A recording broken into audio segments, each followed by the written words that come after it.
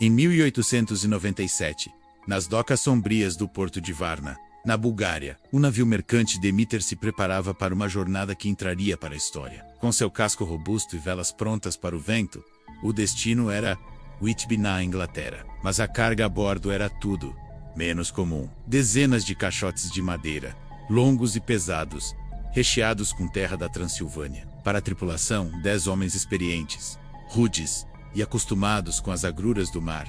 O trabalho era simples e o pagamento generoso. Que mais poderiam pedir? Sob o comando do capitão Elliot, um líder pragmático e calejado por décadas de navegação, a operação parecia rotineira. Ele supervisionava cada detalhe com um olhar atento, sem saber que estava selando o destino de todos a bordo. Os primeiros dias de viagem foram uma bênção. O sol brilhava sobre o Mar Negro, as águas estavam calmas e as canções dos marinheiros ecoavam pelo convés. A única figura destoante naquele cenário era Clement, um médico riquém formado em Cambridge, que se juntou à tripulação de última hora. Ele era um homem da ciência, lógico e cético, buscando experiência prática em um mundo ainda mergulhado em superstição. Clemens observava tudo com curiosidade, fascinado pela dinâmica da vida no mar, alheio à presença sinistra que viajava com eles, escondida no porão. Mas a tranquilidade não durou muito. Conforme o Demeter se afastava da costa e adentrava o desconhecido, uma mudança sutil, porém assustadora, começou a tomar conta do ambiente. Uma névoa densa e anormal surgiu do nada, envolvendo o navio como um sudário. Não era uma névoa comum de alto mar. Era fria, pegajosa e carregava um silêncio opressor, que parecia abafar todos os sons. A visibilidade caiu a quase zero, e o navio navegava às cegas, como um fantasma perdido em um oceano leitoso e sem fim. A mudança no clima trouxe uma mudança no humor da tripulação. O otimismo evaporou, substituído por uma tensão palpável. Os homens, antes barulhentos e alegres, agora falavam em sussurros, seus olhares constantemente varrendo o nevoeiro, como se esperassem que alguma coisa terrível, emergisse daquela brancura fantasmagórica. Até mesmo Huckleberry, o cão do navio, que antes era a alegria do convés com suas brincadeiras, agora se comportava de maneira estranha. Ele rosnava para as sombras que ninguém mais via, se encolhia nos cantos mais escuros, e seus pelos se eriçavam, sem motivo aparente. Os marinheiros, homens supersticiosos por natureza, viam isso como um mau presságio. Eles diziam que os animais podiam sentir o mal antes dos homens. E o medo de Huckleberry se espalhou como uma praga silenciosa entre eles. As noites se tornaram o pior momento. O nevoeiro parecia ainda mais denso sob a luz da lua, e o silêncio era quebrado apenas pelo ranger da madeira do navio e o som das ondas. Foi em uma dessas noites que o primeiro grito rasgou o ar, um som agudo, de puro terror, que ecoou pelo convés e fez o sangue de todos gelar. O grito veio do posto de vigia. Os homens correram, liderados pelo capitão Elliot, com lanternas em punho, temendo o pior. Quando chegaram, encontraram um posto vazio. O marinheiro que estava de serviço, um jovem chamado Olgaren, havia desaparecido. Não havia sinal de luta, nem uma única gota de sangue. Ele simplesmente sumiu, engolido pela noite e pela névoa. A tripulação ficou em pânico. Alguns juravam ter visto uma figura alta e esguia, mais escura que a própria noite, perto do mastro, mas suas palavras foram descartadas como fruto do medo. O capitão tentou manter a calma, sugerindo que Olgaren poderia ter escorregado e caído no mar.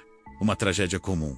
Mas ninguém acreditou. Havia algo mais acontecendo no Demeter. Nos dias seguintes, o terror se instalou de vez. A comida e a água começaram a desaparecer misteriosamente das provisões. Pior ainda, o gado que eles levavam a bordo para alimentação começou a morrer, um por um. Clemens, o médico, examinou os animais e ficou perplexo. Cada um deles tinha 2 pequenas perfurações no pescoço, e seus corpos estavam completamente drenados de sangue.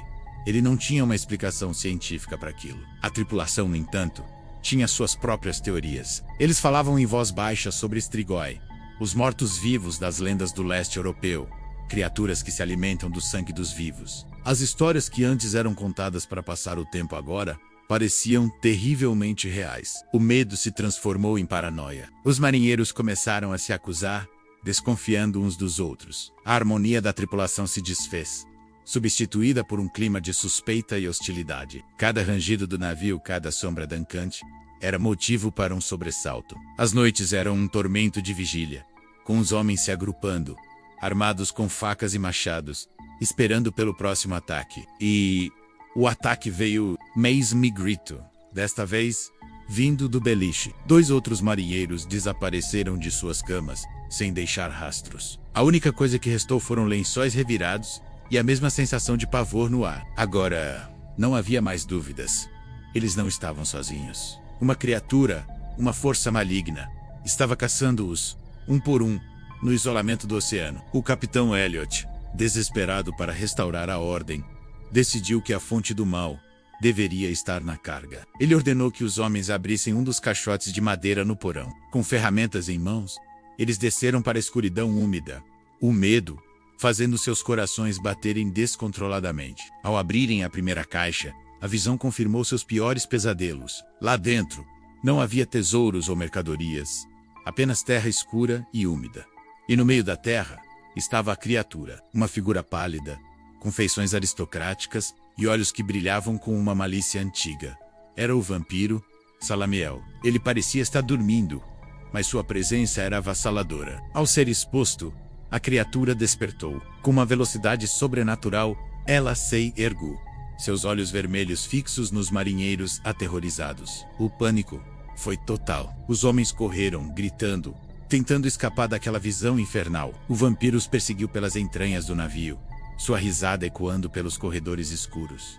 Foi um massacre. Apenas alguns conseguiram sobreviver à fúria inicial. O capitão Elliot, Clemens e um punhado de homens desesperados se barricaram na cabine do capitão. Lá fora, eles podiam ouvir os gritos de seus companheiros sendo silenciados, um a um. A criatura estava no controle do navio. Eles estavam presos no meio do oceano, com um monstro. O capitão Elliot, em um último ato de coragem e desespero, tomou uma decisão drástica. Ele se amarrou ao leme do navio, determinado a levar o Demeter até seu destino, mesmo que isso custasse sua vida. Ele não permitiria que aquela criatura chegasse à terra firme para espalhar sua maldição. Ele gritou para Clemens e os outros sobreviventes pularem no mar, para tentarem a sorte nas ondas. A última coisa que Clemens viu ao olhar para trás boiando na água gelada foi a figura do capitão Elliot, um espectro no leme navegando, em direção a uma tempestade que se formava no horizonte, enquanto a silhueta do vampiro o observava das sombras do convés. O Demeter,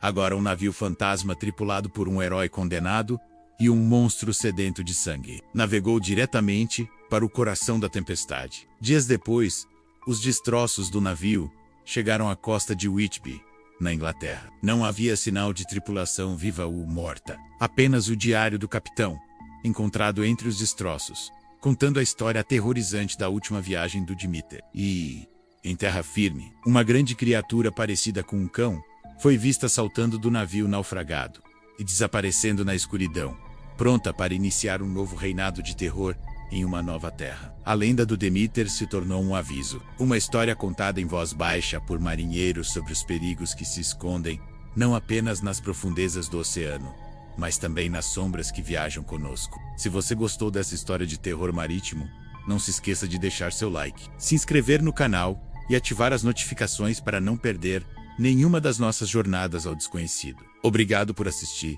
e até a próxima.